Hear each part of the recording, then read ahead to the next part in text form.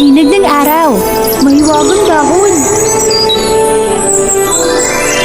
At kaunting patak ng ulan.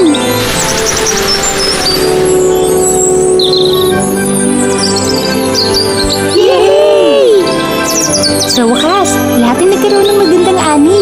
Tama, tatlo silang mababait na diwata. Araw, kalikasan, at ulan. Lagi silang masaya na tulungan ng mga tao sa mahiwagang lupain na ito nang sama-sama. Salamat, diwata ng araw sa pagtulong sa amin na magdala ng mainit na sikat ng araw sa mga puno.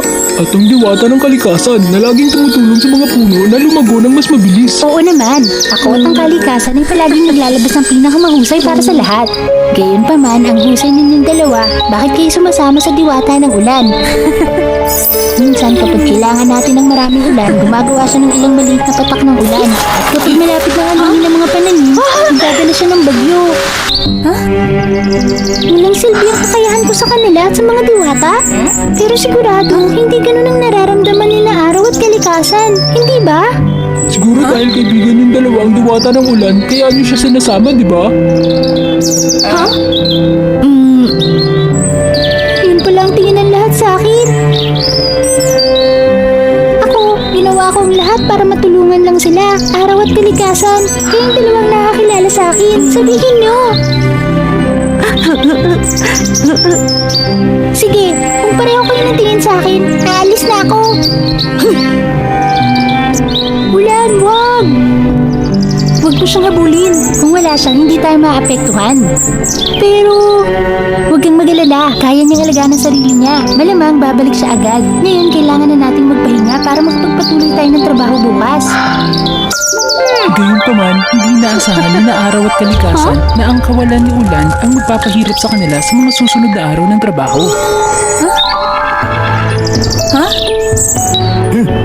Ano bang problema ng diwata ngayon?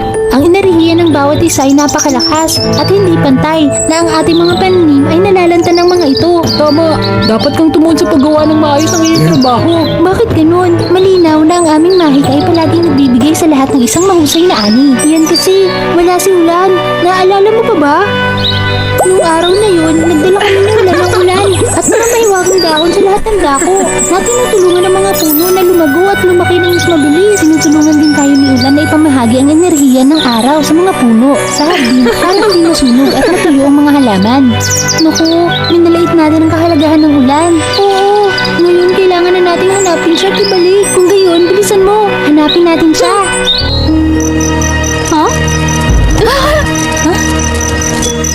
Saan siya nagpunta? Kung patuloy tayong maglalakad ng magkasama nang hindi makontrol ang enerhiya na tulad nito, ang mga halaman ay masisira. Nang malungkot sina araw at kalikasan, biglang nakita ni kalikasan ang pamilyar na mga bula ni ulan sa paligid. Ang bula ni Ulan! Mukhang nandyan si Ulan! Oo, tama! Bilisan mo!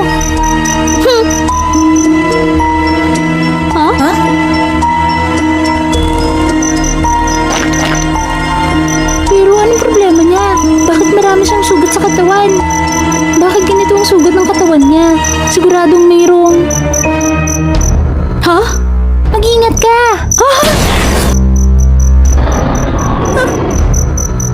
Magaling! Sino ka? Bakit mo kami inaatake? Ikaw ba ang nanakit kay Ulan? Ako ang itim na bruha na si Melissa. Ang pangunahing tungkulin ko ay kunin ang kapangyarihan mula sa mga diwatang tulad mo. Ngayon, napakaswerteng nakilala ko kayong tatlo dito. Ngayon, panoorin niyo to. Ganoon at sinusukan nilang lumaban na ituloy pa rin sila Melissa at Ulan sa kapangyarihan ng dalawang diwata. Magaling! Siyempre, ako... Ngunit hindi alam nila araw at kalikasan na ang paligid na tumira sa kanila ay si Ulan. Ulan, anong ginagawa mo? Kaibigan mo kami, sina araw at kalikasan. Hindi tayo magkaibigan. Si Melissa lang ang kaibigan ko. Tama na. Si Ulan ang matalik na kaibigan ko. Kung tutusin, at kayo, ang kaaway na nanakit kay Ulan. Anong ginawa mo kay Ulan? Wala akong ginawa. Bago lang kayo pumunta dito, nakinig sa akin ng kawawang Ulan at pumayag na samahan ako sa pagiging pinakamalakas na diwata. Kasama ang itim na kapangyarihan ko, si Ulan ang sumusunod sa utos ko. At kayong kalaban niya.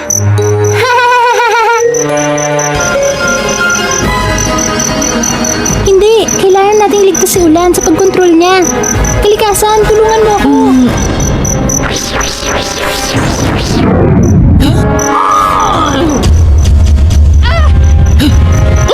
Bagamat sinubukan nilang lumaban, naitaboy pa rin si Melissa at Ulan sa kapangyarihan ng dalawang diwata.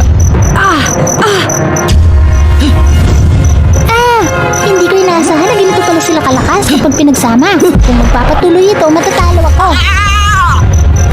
May paraan. Tingnan mo kung ano ang meron kami para sa'yo.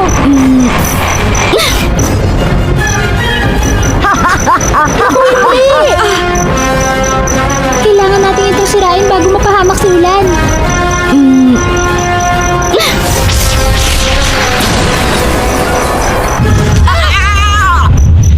Buti na lang at umabot tayo sa oras. Natalo ka at malapit nang mawala ang iyong kapangyarihan. May gusto ka pa bang ipagdalamahati? Gusto ko lang sabihin, Ulan, patawad kung minaliit kita, pero mahalaga ka talaga sa amin ni Kalikasan. Kung wala ka, ako at si Kalikasan ay hindi matutulungan ng mga tao na mapalago ang kanilang pananim at maging masaya tulad ng dati. Tama, Ulan! Kung laging maayos ang kahulugan sa pagitan natin, kailangan ka namin. Sayang na naman ang magandang pagkakaibigan. Sa kasamang palad, kahit anong sabihin mo kay Ulan ngayon ay walang silbi. Dahil siya ay... Hindi inaasahan ni Melissa na ang taus-pusong salita na araw at kalikasan ang tumulong kay Ulan na unti-unti mawala sa kanyang kontrol. Araw, Kalikasan, pinapatawad ko kayong dalawa. Anong ginagawa mo? Bilisan mo at sundin mo ang utos ko para sirain sila. Pero sila, mga kaibigan, tama, matalik na kaibigan ko sila. Ulan, tatandaan mo. Hindi sila! Buksayin natin sila! Hindi! Ang kailangan kong buksayin ay ikaw! Hindi!